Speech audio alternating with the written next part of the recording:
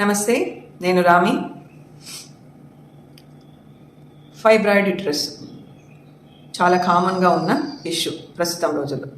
ఈ పాయింట్ మనం ఆల్రెడీ మాట్లాడుకున్నాము, కానీ ఇంకా కొంచెం ఎలాబొరేట్గా చెప్పాలనిపించింది.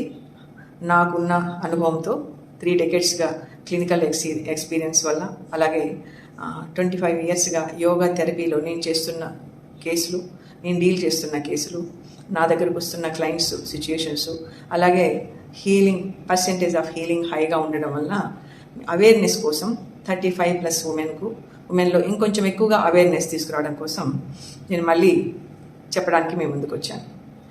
ఫస్ట్ నేను చెప్పే పాయింట్ ఏంటంటే, ఇలా ఫైబ్రాయిడ్ యూట్రస్ అని డయాగ్నోస్కి అయితే భయపడకండి. Don't be panic. This is the first point. ఎందుకంటే మన బాడీకి న్యాచురల్గా హీల్ చేసుకునే కెపాసిటీ ఉంది.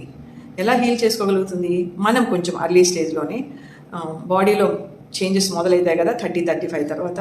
ఆ వయసులోనే కొంచెం కేర్ తీసుకొని ఈ బాడీకి కావాల్సిన సపోర్ట్ ఇస్తే మళ్ళీ ఈ బ్యాలెన్స్ని రిస్టోర్ చేసుకోగలుగుతుంది. సో ఇంతకీ ఫైబ్రాయిడ్ అంటే ఏంటి?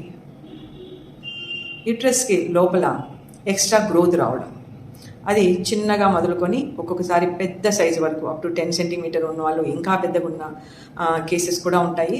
మరీ డేంజరస్ ఏంటంటే కొంచెం లైక్ 8 సెంటీమీటర్, 9 సెంటీమీటర్, 10 సెంటీమీటర్స్ అలా పెద్ద సైజు ఉందనుకోండి, ఖచ్చితంగా డాక్టర్ సపోర్ట్ తీసుకొని సర్జరీ కూడా వెళ్ళాల్సిన పరిస్థితి కూడా ఉంటుంది. ఇది యోగా అనేది ఏంటంటే ఇది జస్ట్ సపోర్టివ్, కానీ చాలా కేసెస్లో మళ్ళీ ష్రింక్ అయిపోయి నార్మల్ అవుతాయి. కానీ కొన్ని కేసెస్కు సర్జరీ ఖచ్చితంగా అవసరమవుతుంది. ఈ పాయింట్ మాత్రం గుర్తుపెట్టుకోండి. సో ఇది ఎందుకు వస్తుంది? ఒకటి, hormonal imbalance, especially estrogen high ఉంటుంది.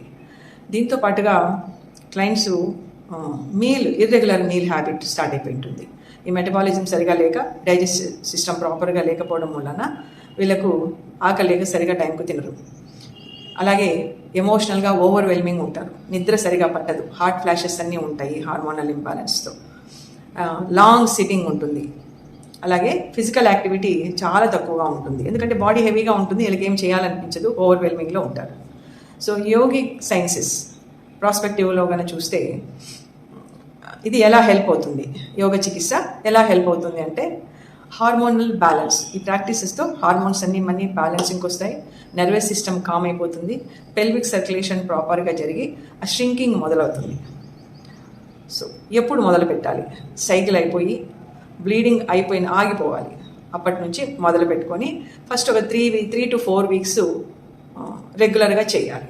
ఏం చేయాలి దీనికి? బద్ధకోణాసన, సుప్త బద్ధకోణాసన. వీటి వలన కొంచెం అంటే దీంతోపాటు బటర్ఫ్లై, బద్ధకోణాసన, ఇవన్నీ ఒకటే. వీటి వలన పెల్విక్ సర్క్యులేషను బాగా జరుగుతుంది. అలాగే సేతుబంధాసన, బ్రిడ్జ్ పోజ్. ఇంకా మెయిన్లీ చెప్పాలంటే సర్వరోగ నివారణి సర్వాంగాసన. క్లయింట్ చేయగలిగితే అది చేయిస్తాము, లేదంటే సపోర్టివ్గా ప్రాప్స్ యూజ్ చేసి సర్వాంగాసన కూడా చేయిస్తాము. ఆ 3 to 4 వీక్స్ ఈ ప్రాక్టీసెస్ రెగ్యులర్గా చేశారనుకోండి, కొంతమందికి సైజు కొంచెం చిన్నగా ఉండి 3 సెంటీమీటర్స్ 5 సెంటీమీటర్స్ కంటే ఇంకా తక్కువ ఉన్న వాళ్ళకి ఏం చేస్తామంటే విపరీత నవాసన, ధనురాసన, చానుశిరాసన, పశ్చిమోత్తానాసన, పూర్వోత్తానాసన, ఇవి కూడా యాడ్ చేసామనుకోండి, ఇంకా తొందరగా వాళ్ళకి ష్రింక్ అయిపోయి నార్మల్ సైజుకి వస్తాయి. సో అలాగే బ్లీడింగ్ హెవీ ఫ్లో ఉన్న వాళ్ళకి ఏమవుతుందంటే నెక్స్ట్ సైకిల్లో అది తగ్గిపోయి ఆ 10 to 15 డేస్ అయిపోయే బ్లీడింగ్ కాస్త 5 to 6 డేస్కి వచ్చేస్తుంది. ఎప్పుడైతే ఈ బ్లీడింగ్ తగ్గుముఖం పడి కొంచెం బెటర్ అనిపించింది అనుకోండి, you can try 1 more month. ఇమీడియట్గా మీరు సర్జరీకి వెళ్ళాల్సిన అవసరం రాదు. అంటే మనం ప్రయత్నించాము, 3 weeks 4 వీక్స్లో మీకు బ్లీడింగ్ నార్మల్కి వచ్చింది, కొంచెం ఈ ఎమోషన్స్ ఓవర్వెల్మింగ్ అప్పటికి తగ్గిపోయి ఉంటాయి. దీంతోపాటు డైట్ కూడా రెగ్యులరైజ్ చేసి ఉంటాము, అంటే లైఫ్ స్టైల్ చేంజెస్ కూడా కొంచెం మాడిఫికేషన్స్ చెప్పింటాము డైట్లో కూడా. వీటన్నింటి వల్ల బాడీ రిస్టోర్ మొదలవుతుంది అనమాట. అలాగే దీన్ని ఈ ఫస్ట్ 3 to 4 వీక్స్ తర్వాత కాకుండా దీన్ని మళ్ళీ నెక్స్ట్ సైకిల్లో ఉన్నప్పుడు మాత్రం రెస్టోరేటివ్ పోజెస్లో ఉండి బాగా రెస్ట్ ఇచ్చి నర్వస్ సిస్టమ్ను కామ్ చేసే ప్రాణాయామ, ఓంకారం, ఓం చాంటింగ్ని దాదాపు గంట వరకు వాళ్ళకి టైం ఉండి చేసుకోగలిగితే అది బాగా నర్వస్ సిస్టమ్ మీద బాగా పనిచేస్తుంది. సో అది కూడా బాగా హెల్ప్ అవుతుంది అనమాట. మళ్ళీ మనము ఈ హార్మోన్ సిస్టమ్ని బ్యాలెన్స్ చేసుకోవడానికి. దీంతోపాటు నాడి శోధన కూడా. సో ఈ ప్రాసెస్ అన్నీ చేయడం వల్ల ఏమవుతుందంటే you can wait up to 12 weeks అనమాట.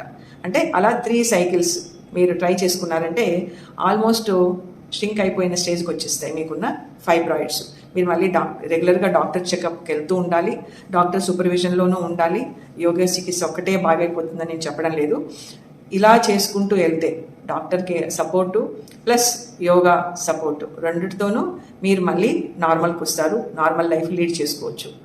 సో ఒక్కసారి మీరు అవేర్నెస్కి వచ్చి ఈ యోగాని ఒక ఎక్సర్సైజ్ లాగా కాకుండా దాన్ని మన డే టు డే లైఫ్లో మన ఫిజికల్ బాడీని ఫిజికల్లీ, మెంటల్లీ, ఎమోషనల్లీ కూడా మనల్ని బ్యాలెన్స్గా ఉంచుతుంది.